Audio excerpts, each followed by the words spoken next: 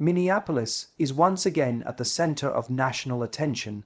Protests have erupted across the city after a woman was shot and killed by a U.S. immigration enforcement agent during a federal operation. The incident has sparked outrage, political tension, and renewed debate over immigration enforcement, use of force, and federal authority in American cities. Tonight, we break down what happened, what officials are saying, why people are protesting, and what comes next.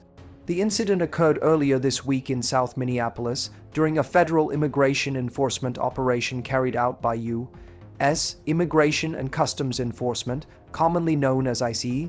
According to federal authorities, ICE agents were conducting targeted enforcement actions when a confrontation took place involving a vehicle. During that encounter, an ICE agent fired a weapon, killing a woman at the scene.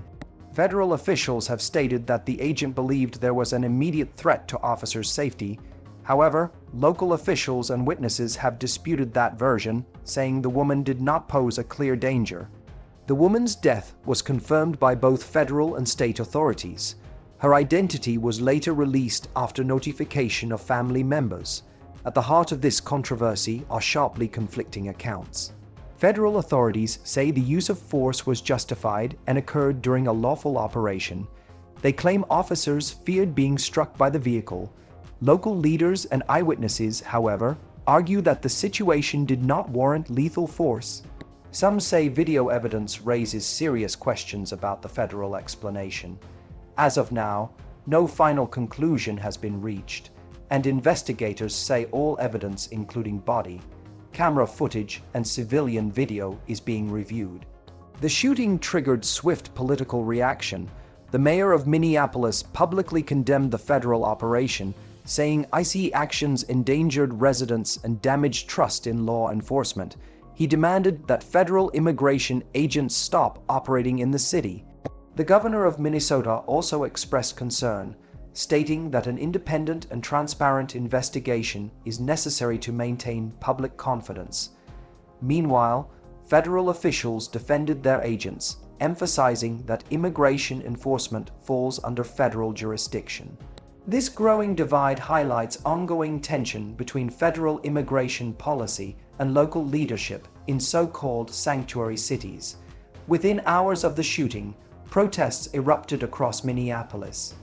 Thousands of demonstrators gathered near government buildings and at the site of the shooting, chanting slogans demanding justice and calling for ICE to leave the city. Vigils were held to honor the woman who was killed, with community members describing fear, anger, and frustration over aggressive immigration enforcement tactics. Authorities say most protests have been peaceful, though tensions remain high. Law enforcement increased patrols, and the National Guard was placed on standby as a precaution. Multiple agencies are now involved in investigating the shooting. State authorities, along with federal investigators, are reviewing whether the ICE agent followed use of force protocols and whether criminal charges or disciplinary action are warranted. Legal experts say the case could take months to resolve and may result in civil lawsuits, policy changes, or congressional scrutiny.